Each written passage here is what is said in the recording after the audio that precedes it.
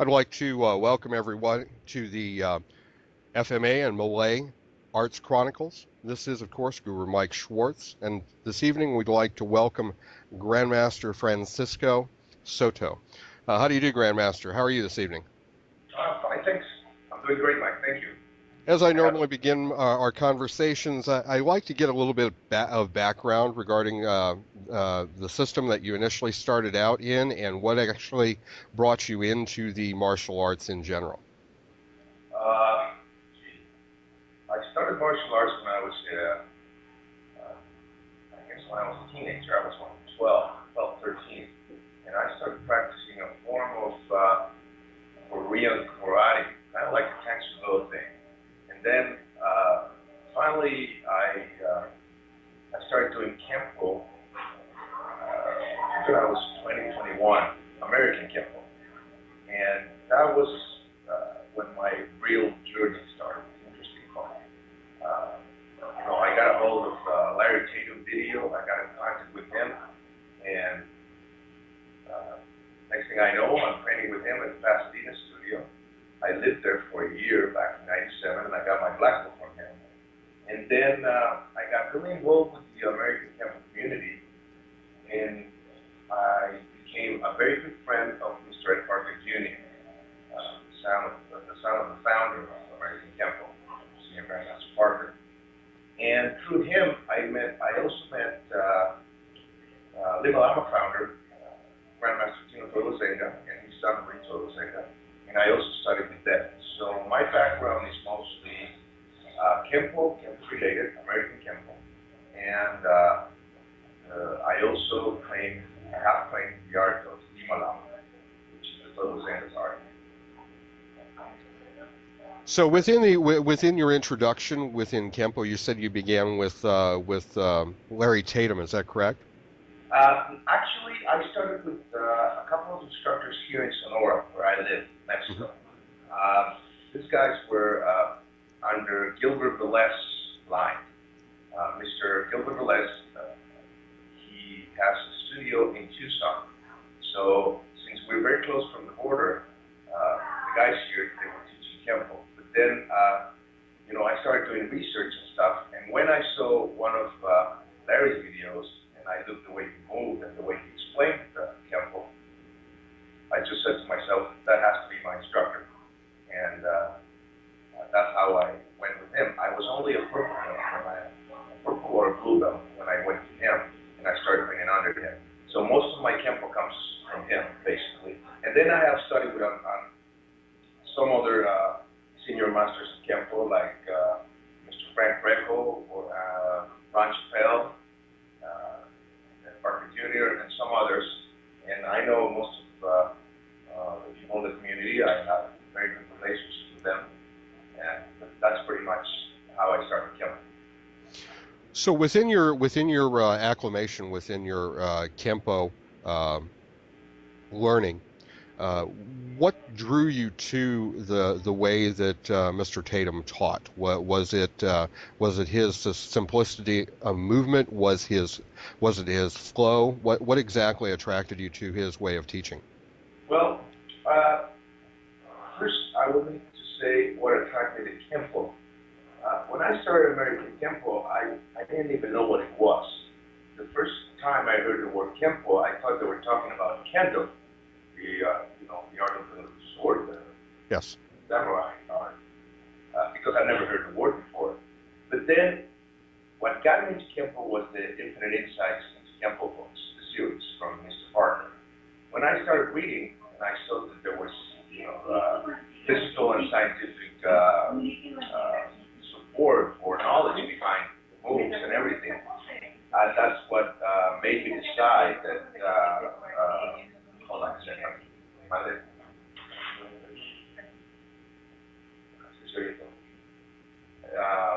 sorry. Not a problem. And then when I started learning from these guys, we had the language problem. They didn't speak English. Hmm. So when they taught me Kempo, it was mostly the techniques and the moves and not the principle behind it. And when I saw Larry Jacobs' video, and he was explaining about height, width, depth, and canceling dimensions and so forth, showing it technique and stuff, that's what made me decide to go with him.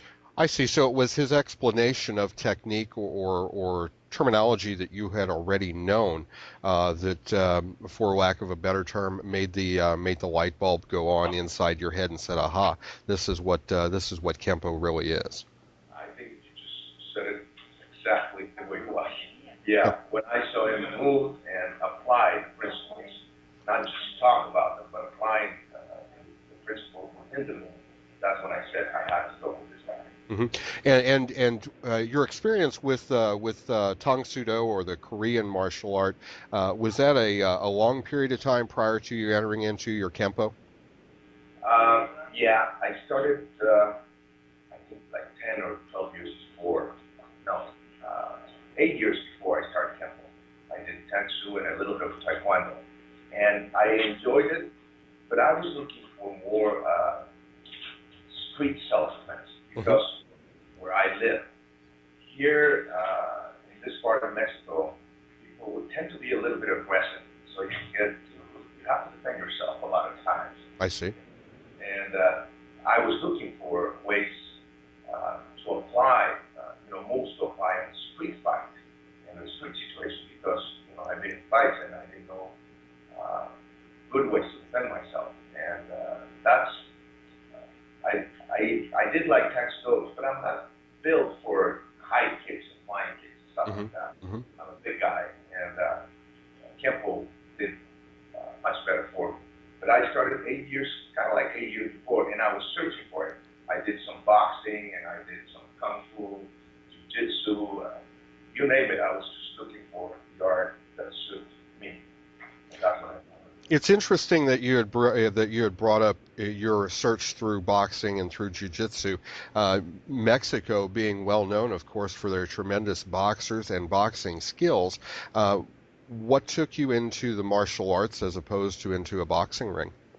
Well, I did have offers to go boxing actually, because they said at the moment I was a kid, we could we don't have a lot of heavyweight fighters here. Hmm. Hmm. So my boxing coach said we could be, going to national class because of my size. But I wasn't looking to become a fighter. I wanted more the martial arts philosophy and more kind of the way of the warrior. I guess I was more romantic about it, and that's actually what keeps me in the martial arts, the ethical and the philosophical side of it. So that's why I went to martial arts.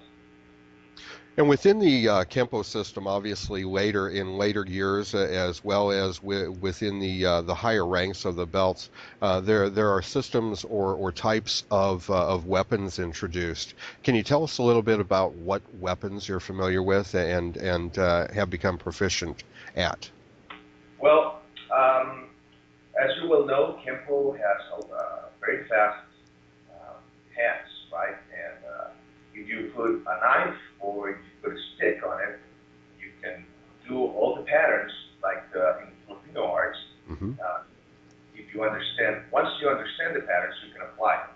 So basically, I like weapons that you can use on the street. I mean, in Kempo, you learn to use the staff, and I guess you can apply it if you have like a room or something like that. But I like more the sticks and the knives. And you know, with the Kempo base, if you understand motion, Hmm. I actually I do enjoy a lot of the Filipino arts, and I get a lot of ideas. I've been exposed to some of the Filipino masters. I've been to seminars with Grandmaster Kakoy Cañete, Hmm. and he goes to Mexico City. He did in several occasions, so I saw him once or twice, and I got a lot of ideas from what they do. I didn't go all the way to the Filipino arts, but I do think that in stick fighting, the Filipinos have, from my opinion, the best, the most elaborate and the best systems to apply the weapons. So if you can see the patterns they use, it's the same patterns we use in Kempo.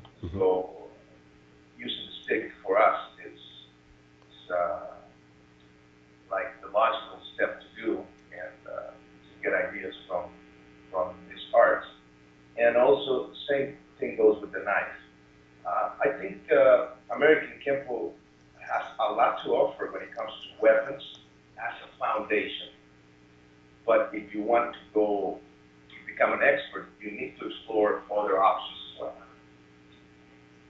So, in other words, from the Kempo, it was a natural flow or a natural progression, if you will, into an understanding of the knife as well as of the stick and of the movements of those. Yes, the foundation of it, of course. I mean, if you want to become a master in a weapon, you Hmm. really have to work with it. But the foundation of the way the stick moves or the knife, I mean, the way you apply it, yes, we can get it from the Kempo Foundation, for sure. Of course. Now, you had said earlier that you had spent some time with Ed Parker Jr. Is that correct? Yes. Okay. And how much time did you spend with Mr. Parker? Well, we're actually very, very close friends. We consider each other brothers. And the system, well, actually the method that I have developed, which I call Kinetica, which is no more than explaining motion Hmm. and teaching motion, so you can understand that the roots of martial arts come from body performance and motion. I did this with him. Uh, we can say that we kind of co-founders, but he doesn't like the public like that much, so I'm the one exposing it. But a lot of the soft part and the smooth or the flow that I teach now comes from him, and we're always in touch. We call each other, and I see him once or twice a year, and I also see him at events and stuff like that. And he comes to stays here in my house, it's part of the family. I go to his house, so we're very, very close. Interesting, very interesting. And so that you've become close with Mr. Parker, have you learned a great deal about his father and about his father's system? Uh, yeah, he would like to say no because he doesn't want. He doesn't like the teacher or the instructor-student relationship. He's more, in a friendship level. Hmm. But I consider him my instructor, and yes, he helped me understand the way Kempo is set as a logical solving problem system. The way he sees Kempo, his approach is much more different than any senior. He actually didn't go through the whole system for years and years and years, meaning the motion part, because he's not, he's more an illustrator. He likes the graphic arts and stuff like that. That's his Hmm. passion. And he teaches martial arts because martial arts is part of who he is. Because, I mean, he was exposed to it since he was born. And the way he thinks and he solves, the way he draws and illustrates, has a lot of father's way of thinking and solving things, because that's the way he was educated.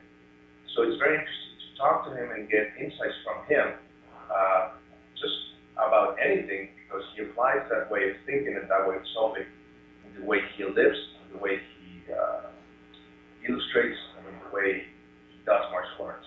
Actually, one of the things that, of the main things that we teach in Kinetica when we teach motion is we teach you to understand motion by understanding how to draw, how to make a picture and stuff. You Hmm. use your line, play with the curves and stuff like that. So if you're going to draw a human body, for example, you have to draw the lines of the body and the curves and stuff. So if you know that if you have that knowledge, you know how to apply that in motion, it's actually very easy to put somebody out of balance, for example, Hmm. because you do that when you draw. So that's part of the stuff we do, and that's applying logical and practical thinking, which is the foundation of American Kempo, in a non-Kempo environment. That's what Kinetica is, basically. We, I still do Kempo, and I still love it, but there's some people that don't want to go all the way to the curriculum because it's a long curriculum, or don't want to learn, all the concepts and principles and theories of motion. People just want to, they want ways of learning self-defense in a faster way, or actually, this also comes from uh, putting Kempo in a non-lethal environment. Because Senior Grandmaster Parker used to say, it's not overkilling, it's overskilled. So Kempo is based on overskills. I don't know if you're familiar with that term. Yes, I am. Yes, I am very familiar with the term. Can you disseminate a little bit for me and for our listeners what the specific differences, and some of them obviously are very schooled in the martial arts and may already know, but explain to us in your opinion what do you feel the differences are between American Kempo and Kaju Kenbo? Okay. Kanji Kempo, I've been exposed to it, but I couldn't make a full judgment. But from what I've seen and read and everything, Kanji Kempo was more an eclectic art, right? Yes. Karate, judo, and jiu-jitsu, Kempo, and Chinese boxing. And and you can see actually if you see the basic curriculum of Kaji Kempo, the traditional one, you can see the karate techniques, you can see the judo techniques, the Kempo techniques, and the kung fu or Shaolin boxing techniques, and you can see how they blend it.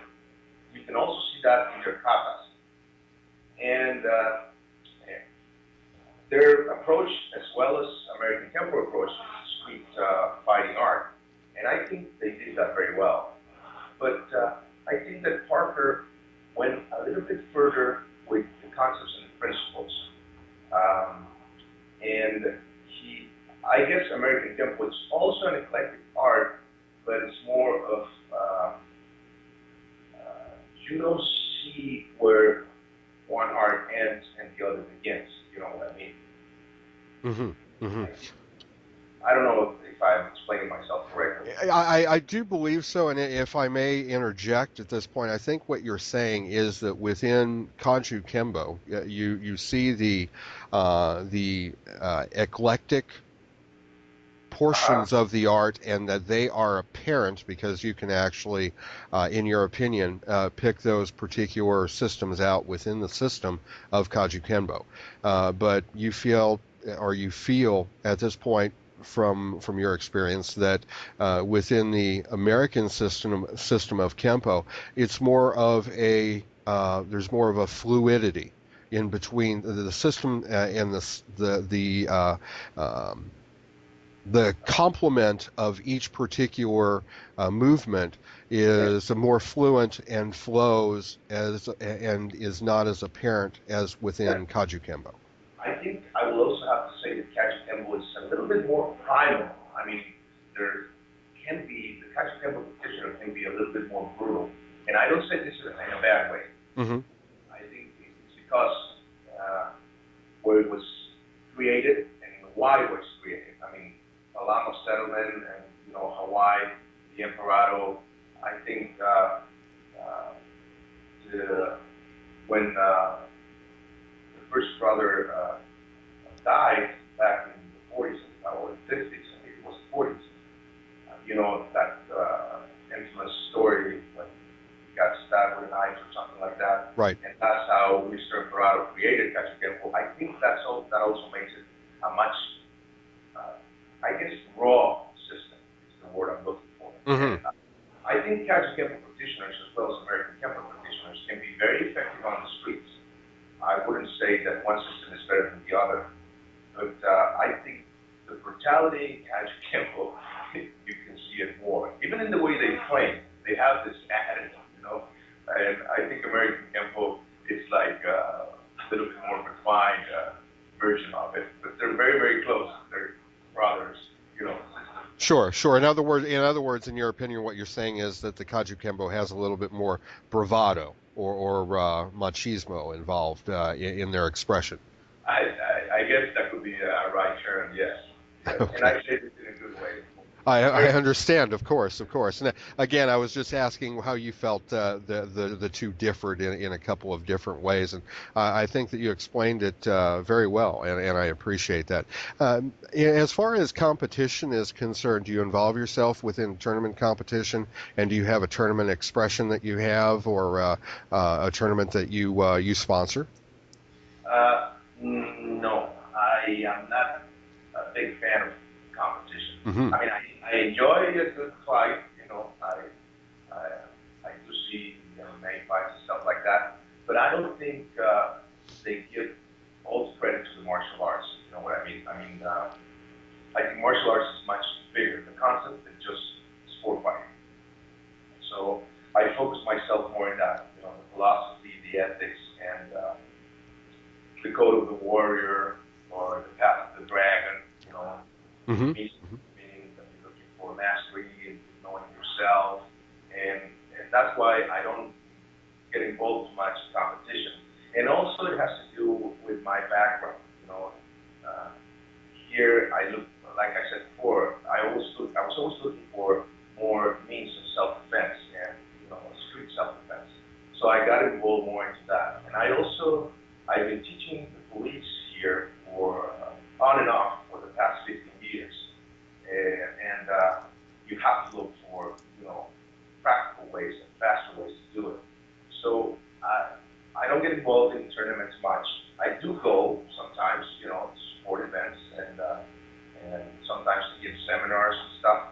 And in my early days as a teacher, 12 years ago and stuff, we did go to some of the tournaments sometimes, but more to promote the school, and to bring students than actually competing.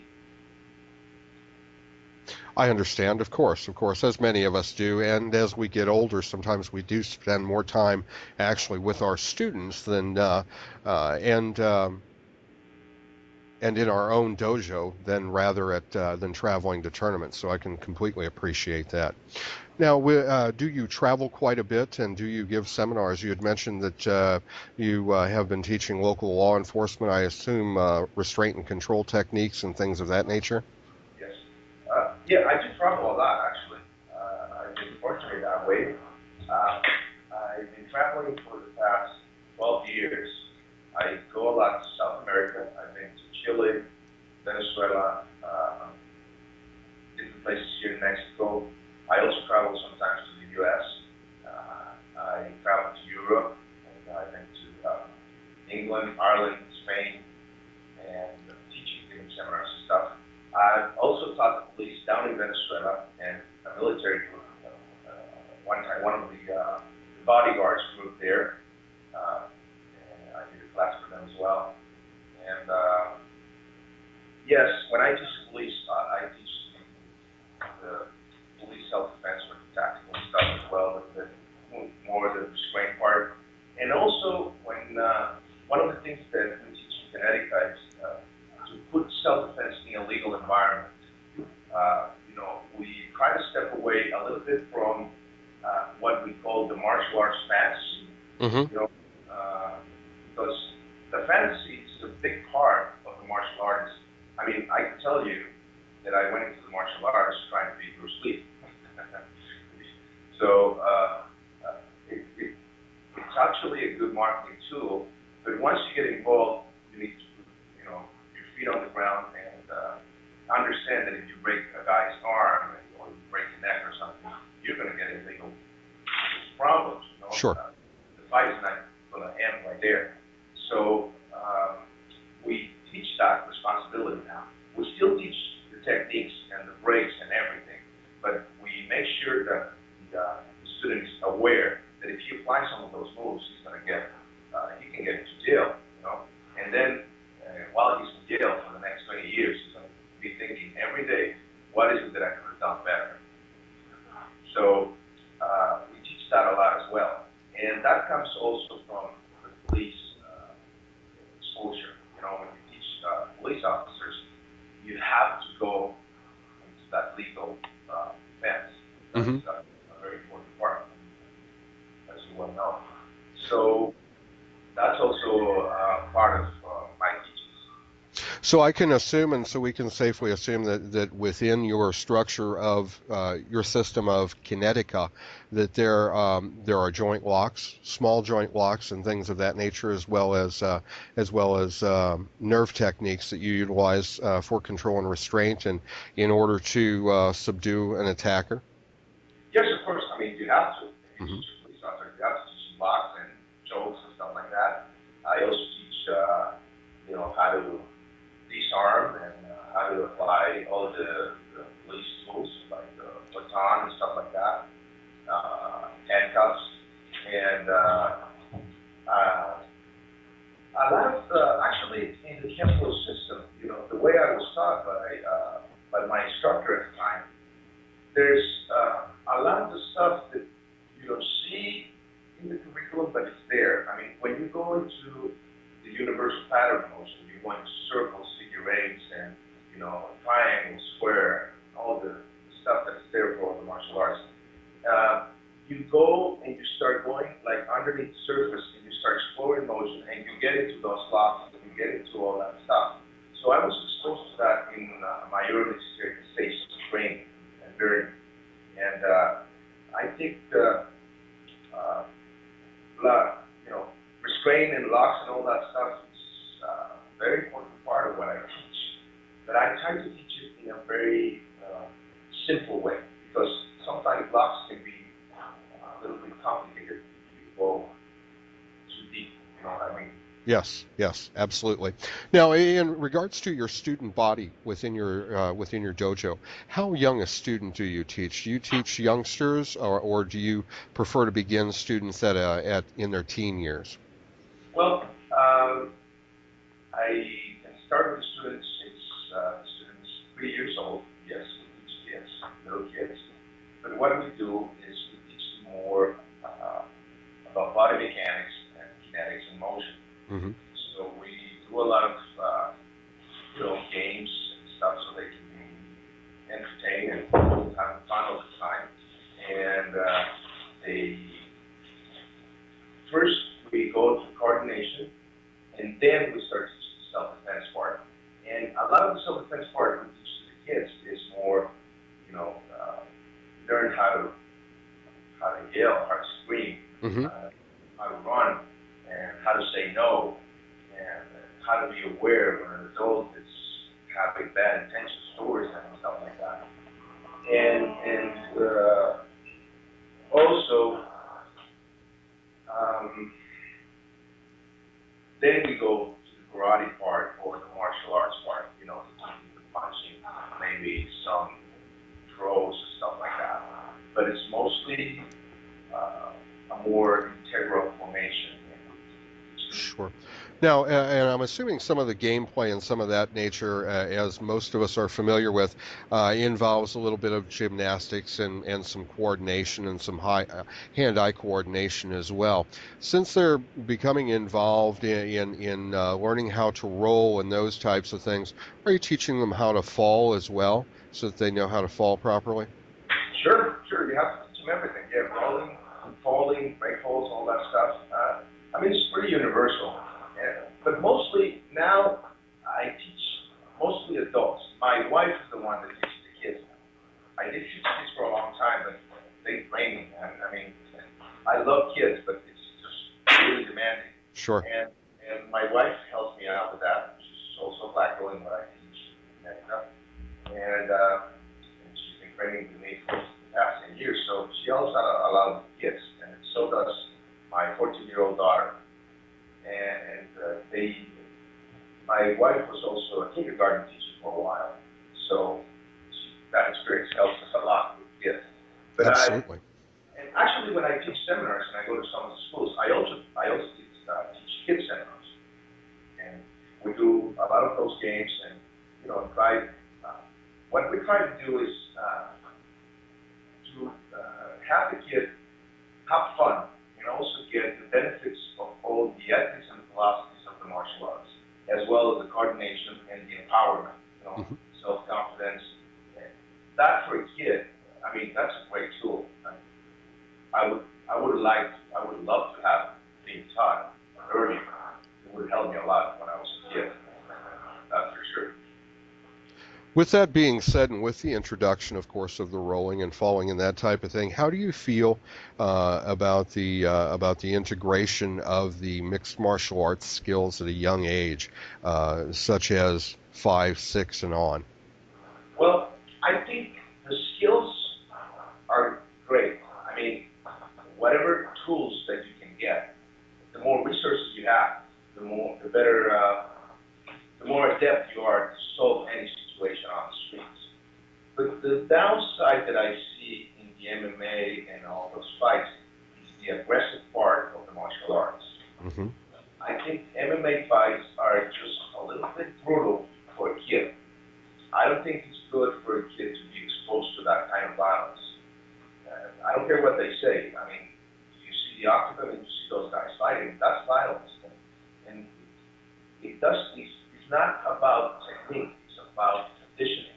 You know what I mean? Yes. I think the most conditioned fighter is the one that's going to win. And don't get me wrong, they're great gladiators and they're perfect athletes and stuff. And like I said at the beginning, I do enjoy it, but I've been in the martial arts for a long time, and I've seen a lot of violence on the street as well. But I don't think it's good or a positive uh, role model for a kid to see one of those fighters and say, I want to become that.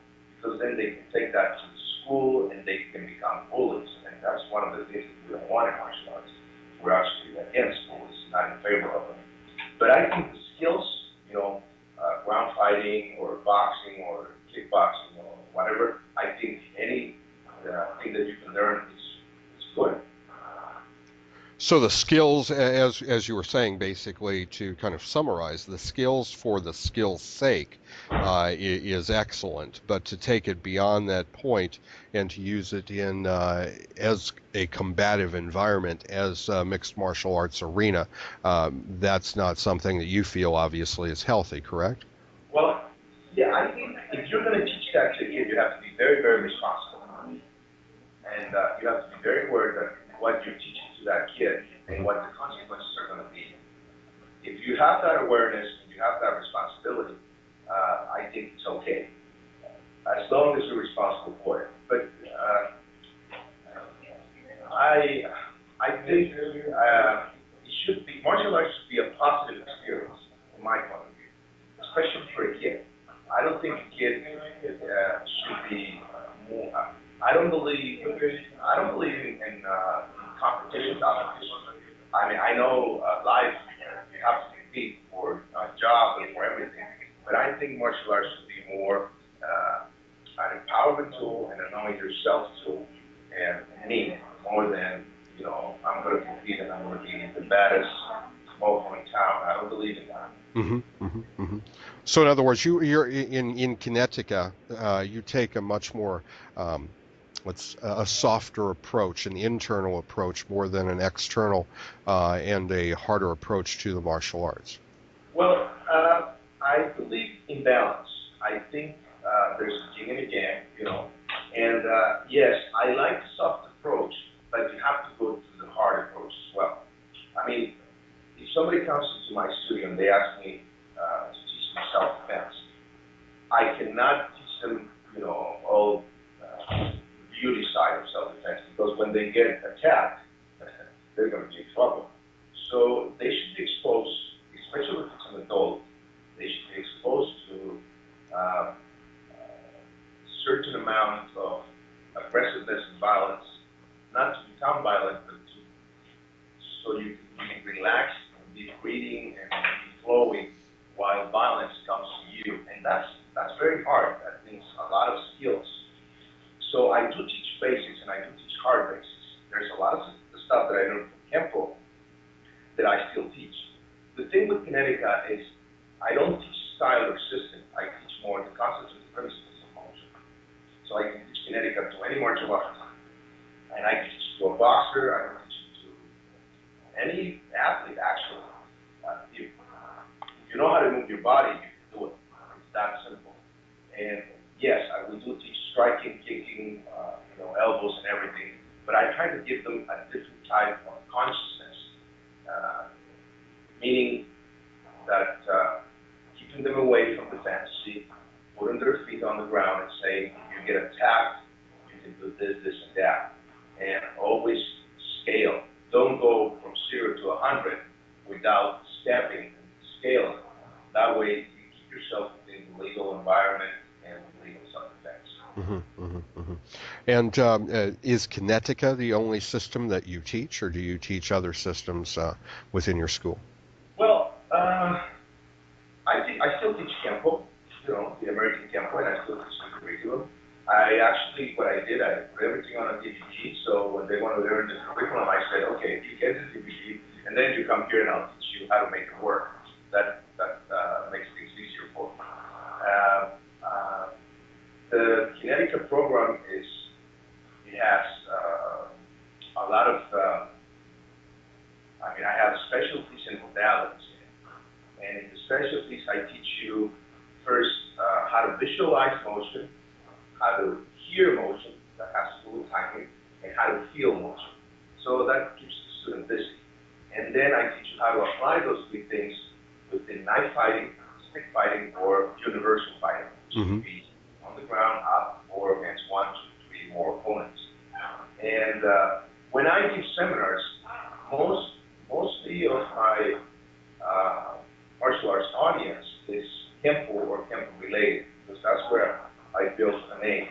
And I have, thank God I have a good reputation in that community, and that's why I get more seminars there. But what I teach is, I never teach somebody the proper way to do things, because I don't believe that's the way to teach a student that is not your student. You know, you go give a seminar and you have a different, people from different studios and schools and stuff. So what I teach is for them to be aware of the principle or the concept of motion, or I teach them how to gain, for example, how to gain more momentum in their striking, or how to align their body better so they can make their own technique and their own style more effective. Mm-hmm. Mm-hmm. That's what Kinetica is basically. And Very interesting. that allows me to teach a bigger audience. Mm-hmm. Mm-hmm. And do you have your own organization that you founded? Is that correct? Uh, I don't believe in organizations. I don't believe in associations. That's actually an interesting point that you just mentioned. I have a network. I call it a network because it's about empowering people and helping them out and teaching them how to teach, how to generate their own schools and stuff. But in my experience, my personal experience with associations, the associations that I have been involved in, I believe that the associations are created with good intentions, but since they have this whole, president, vice president, administrator, or whatever, and they have this whole governing body, sometimes within the length of time, those good intentions are not as important as the numbers. That's my experience, of course. Mm-hmm. And that's why I don't like associations as much as networking. And in networking, you're going to get what you work for. For example, I don't like, charging for this and charging for that. It's just the association is going to get everything. And sometimes the association should be to promote and, and support the members. And sometimes I believe that becomes secondary, and then you got all this ranking thing and all the political parts of it that for me, it becomes an obstacle for teaching. The way I do it is to become a part of the network by getting the material and becoming a student. And then if you work hard, you can become, an instructor, a teacher, a master, and generate your own stuff. One of the things, the most important things that I see now, in comparison to 10 or 20 years ago, is that a lot of people and a lot of the martial arts instructors, professors, or masters are generating more and more and more their own styles or their own systems or their own ways within their lineage. I don't know if you agree with me on this. I find that is somewhat true. Yes, I do. I do. And some organizations give the instructors that freedom to do so.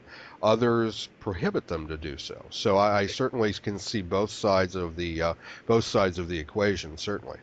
Okay, well, I'm on the first side. I actually think that if that's your path and that's what you want to do, you should have the tools to do it. Because that, from my point of view, that's something that won't change. I think it's actually going to increase. And it has to do with the amount of information that people can get nowadays. I mean, you get on YouTube, and you get here, and you get there, and you get DVDs, and you have books, and you have all this type of information that you can access. Of course, it's not the same as being with an instructor, but still, there's a lot of information out there, and that's promoting all this thing, whether we like it or not. Mm-hmm. So with the networking that I do is I make sure the student understands motion, and if they want to do their own thing, there's nothing that's going to stop them. I mean, you cannot control that anymore, not in the environment we live now, because anybody can get exposure internationally if they put themselves, a website or YouTube, and it's actually very cheap to do it. Before you couldn't do that, but now you can. Right. So I think the way I try to make this right is by giving the right information and the right support to the people that are still going to do this, for them to do it the best way possible. I don't know if I'm explaining myself correctly. Sure, absolutely, and I do fully agree with you in the fact that the internet and living in the digital age has given us the opportunity in order to explore other systems and other styles. For example, with the conversations that I've been having with our fellow contemporaries, as well as the ones that I continue to and will have in the future, would not be possible without the blessings of the internet, and it has brought many of us together that, of course, we may never have heard of each other prior to the internet or prior to the digital age. Exactly. I mean, what you're doing right now is a good example, of course. I mean, it's a great example of what we're talking about. And the thing is, every tool or everything you learn, I mean, even an association or a system, whatever it gives you, it also takes away from you. That's the law of polarity, right? You get yin and you also get yang. So the digital era has given us a lot of access, and this has a very positive side, that's the one we're talking about. But it also has a negative side. And I'm not saying it's bad or good. I'm saying it's positive and negative, right? Mm-hmm. You have both sides of the coin. So if you get all these positive things happening, you're also going to get all this negative because it's a law. So the best way for me to face this is at least say, okay, you're going to do it anyway. In my experience, I know because it has happened to me before with a lot of students. They come, they get whatever rank or whatever knowledge they want, and then they leave.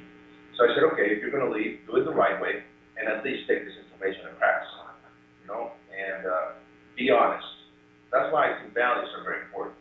If you're honest and true to yourself, you can do whatever you want, and people will accept it. Interesting, and I agree with that philosophy. You have to be honest with your students as well as, of course, honest with yourselves. The one thing as an instructor that I find that is most rewarding for me is the fact that passing information on to an individual allows me as an instructor to be a student again. It allows me to learn. So when I teach, it's not necessarily only for the propagation of the art, but it's also, as you say, a yin and a yang, a give and a take for me as an instructor, because I do learn from my students, whether it's their first day or whether it's their 365th day. So it's a valuable experience in teaching. It sure is. It always is. You always learn from everybody. I mean, you can learn a lot more from a kid sometimes than from your instructor. So it's a journey, it's a learning process, and I think, like I said, I think the most important thing is be honest with yourself, and like you said, be honest with your students, and people appreciate that. I mean, if you don't know one thing, like for example, if somebody asks me something and I don't know, I will say, I don't know. I don't have any problems. But I see that sometimes, ego plays, wrong, or makes a play on us, and we say, we come with an answer that we don't know, and then you get caught up with that. So, I mean, if you're honest, I don't see any problem. It's like the rank issue in martial arts. Right now you see there are a lot of masters and grandmasters, and that's why before we started this interview, I told you, and I want to make a statement of this. I don't like titles. Hmm. I used to, but I don't like it because you can, generate the wrong environment for you and your students. When I teach students, I always tell them to call me by my name, and I call them by their names. And I think respect is built more in the way you treat them and they treat you. And that's I do ask for respect, but I give respect always to the student, and that's also very important. Important, and it's part of the honesty and the truthfulness to yourself and what you do. And I think if you do that, you can generate whatever you want. But if you're going to generate your own stuff, for example, I think you should be exposed to strong groups of martial artists and compare what you're doing to other masters or other instructors. And if you honestly believe that you have something to offer, then by all means do so. But if you realize that you're not there yet, then you should go back and train more and research more. And now, earlier you had alluded to the fact that you, as well as Ed Parker Jr., had somewhat founded, if you will, Kinetica. Is that correct? Uh, yeah, that would be correct, yes. And you had said that you had a very strong relationship, a brotherly relationship with Mr. Parker. Is he also teaching this system, or is he still teaching American Kempo as his primary art? Well, see, here's the thing. First, I would like to say that Connecticut is not meant to be a system. It's more a concept that Hmm. we share. And the method that I use to teach that, I call it the kinetic dragon method. And it's the method for you to find your own kinetica. Kinetica means motion. It comes from motion. So uh, finding your own kinetica is finding your own style and your own pace and identity within martial arts. I always enjoy, there's an old interview that somebody did to Bruce Lee in a TV show or something, where she's talking about, the martial artist, and he says, one of the hardest things for a martial artist is to be honest with himself. And what we're trying to achieve with Kinetica is for you to be honest with yourself and find out. So, Mr. Parker Jr., being honest with himself, he doesn't teach the American curriculum as much as the logical and practical thinking of his father. So he's more into the conceptual and side of Kempo. And this way, he also honors the seniors because he believes that his father's students that put all this time and effort and sweat into what his father taught them, they're also part of the family. He sees them as uncles and brothers. And he believes that they are the ones that should do that part of the job. You know what I mean? Hmm. Hmm. And in this way, he's also respecting them as well. He doesn't. He never pretended, or he has never wanted to fill his father's shoes. So he never claimed to be a master in Kempo or anything like that.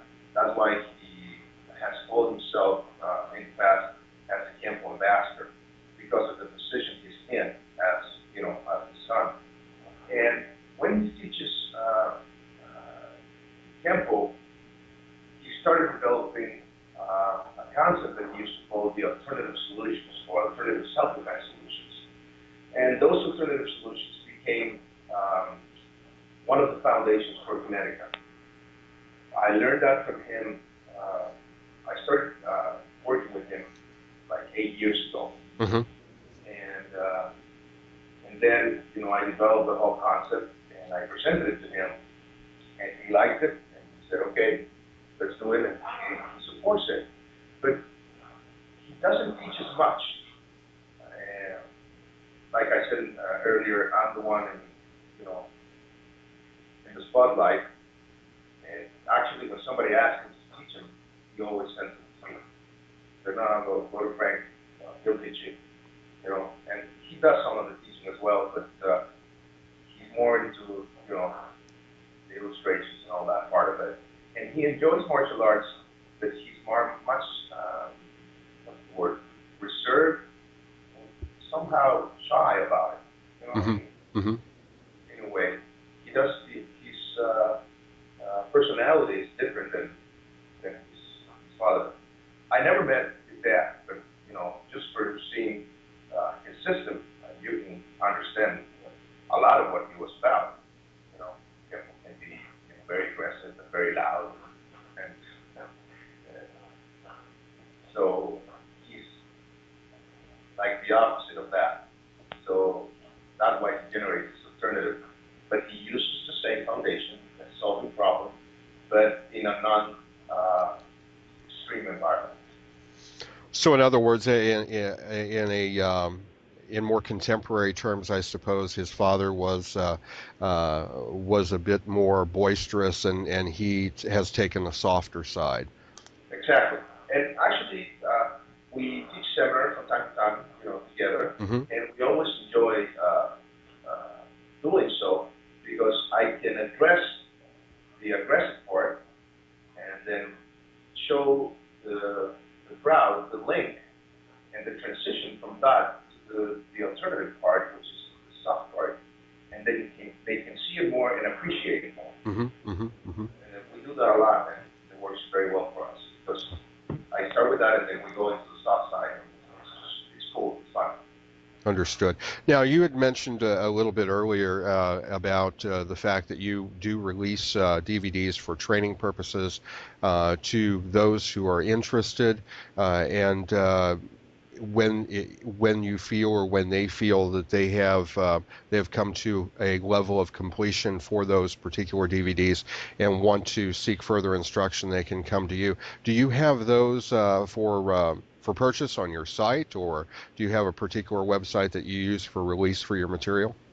Yeah, I have the kineticdragon.com. Uh, that's the website that people can order the KDM DVDs.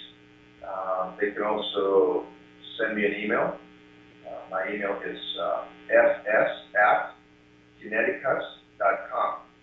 Starts with K, Kineticus.